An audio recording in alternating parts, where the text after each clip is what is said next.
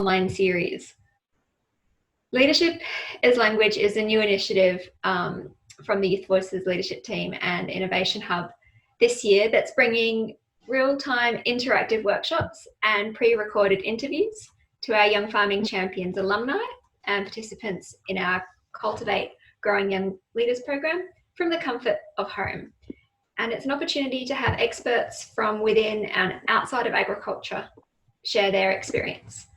So we've already got 3 fantastic interviews available to watch through our Young Farming Champions group or YouTube channel, and several more weeks of exciting content coming up.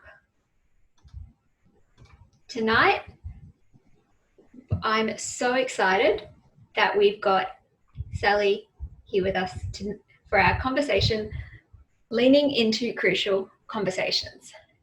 Sally is a bit of a succession and transition planning guru, and we're so fortunate to have you here with us tonight to run this workshop. Sally's a farmer's daughter from Tasmania with more than 20 years experience working on farms and with agribusiness companies to draw upon. So it gives her an innate understanding of what makes ag businesses tick. She's already shared some real gems of information in the fabulous interview that she did with Em, and we're very privileged to have you here with us this evening, Sally. So I'll hand over to you and stop sharing my screen. Lovely. Thanks for the intro, Jo. Now I've got to live up to that. I'm just interested to know how many of you have had the chance to watch the pre-recorded video. Okay, a few. That's cool. Oh, you obviously have, Emma, because you were a part of it. I don't think that counts. So what I thought I might do to start off with is give a bit of an overview for those of you who haven't had the opportunity to watch that yet. And so my objective leading into that particular conversation was to provide the Young Farming Champions with tools and resources, I suppose, to help them have conversations that matter both in business and in life. As an industry, as an ag industry, we find it really, really easy to talk about things like weeds, seeds, breeds and feeds and even the neighbour down the road. But difficult conversations and people, not so much. That's usually where I get called in to try and help sort out situations that have gone south.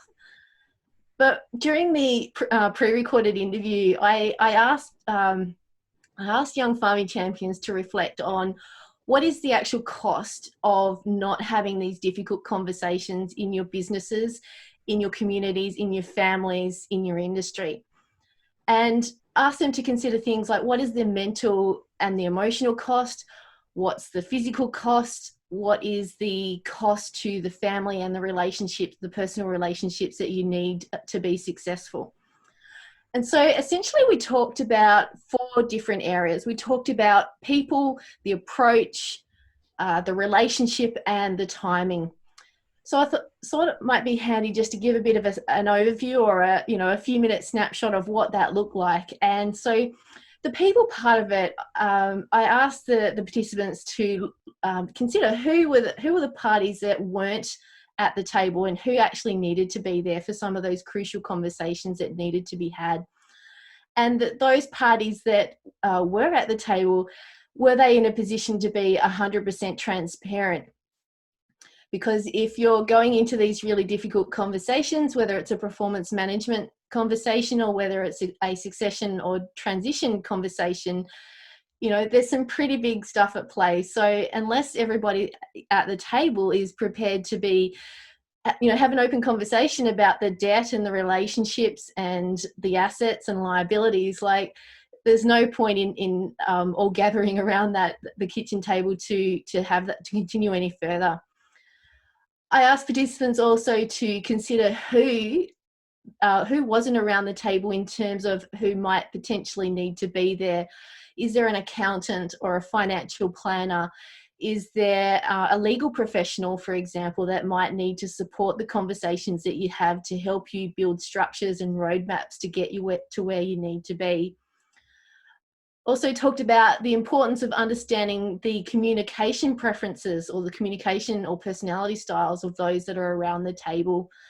And this is particularly important in ag businesses where at a point in time where there can be up to 5 generations working together at any one point in time. So understanding what drives each generation is actually a really, really important consideration for a successful farming business in this day and age.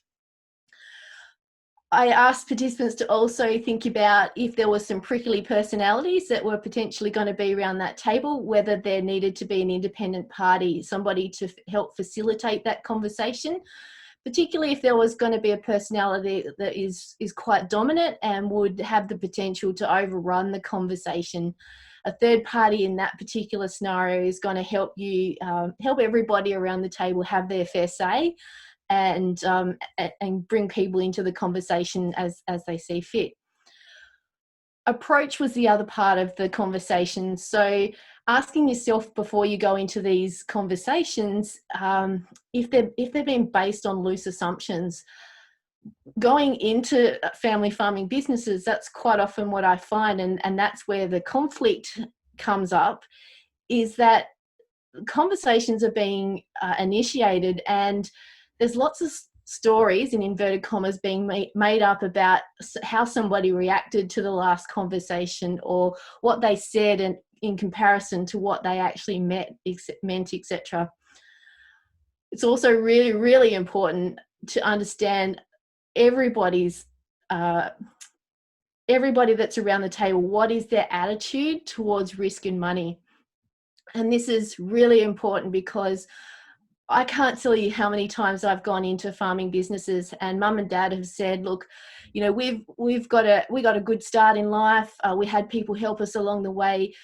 We want to do the same for our children. So we're prepared to live frugally for a period of time to help them get up and running and you know, be successful in what they're doing. And it's a really dangerous, it's a dangerous space to get into because, you know, quite often the mums and dad, or the mums in particular, have gone out and they've worked as a teacher or a nurse or something for, 10, 20, 30 years or whatever to support the family while they're getting the farming business up and running. So, asking mum and dad to be frugal in this, while the next generation gets going is sometimes it's not a fair comparison. So when you're having these conversations, I highlighted that it was really important that you have formal documentation of this. So you're keeping minutes of the conversations that you're having, and particularly the agreements that have been made along the way and any actions that need to be taken to help you have a successful conversation down the future. There might be a different party that you might need to bring in, or skills or expertise to help you progress that.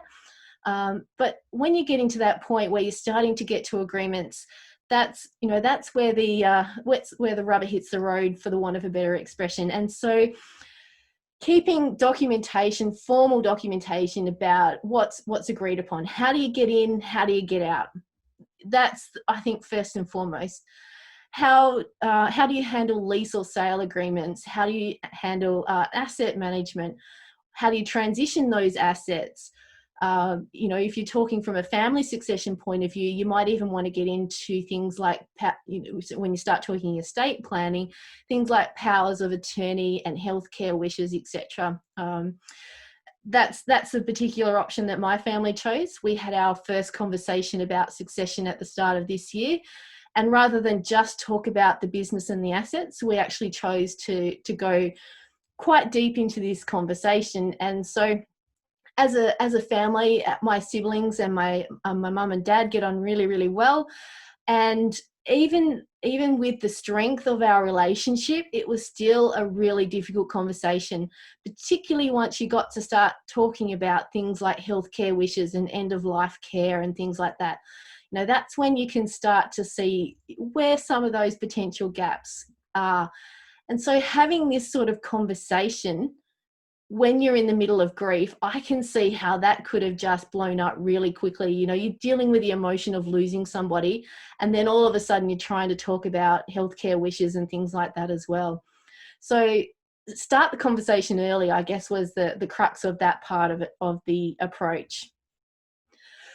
Relationship was the next one. And so a lot of people keep asking me, you know, how do you get somebody to the table that's not willing to be a part of the conversation? And unfortunately, I have no magic solution to that. You know, if somebody doesn't want to be a part of the conversation for whatever reason, you can't make them. You really can't. If they're not there because they're holding a grudge or something like that, usually it means that their wishes haven't been met in some regard. So, you know, slowing down that conversation and really creating the grace for space, as I termed it in the pre-record, to help establish the right foundations is really important at that particular point in time.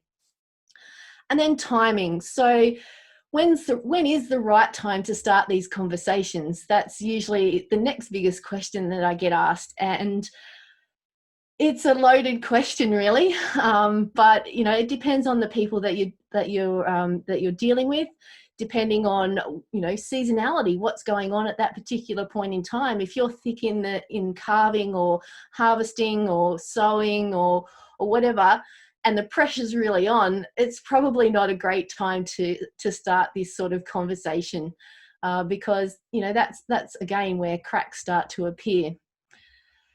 And, you know, this process takes time.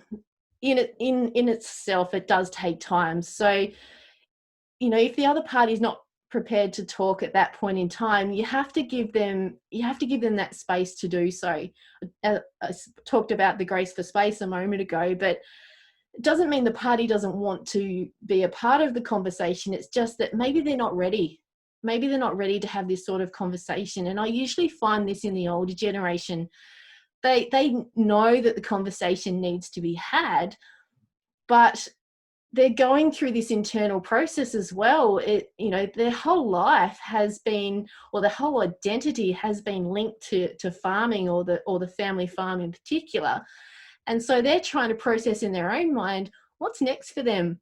Who are they beyond the family farm? And so that's a really, really important thing to consider as well.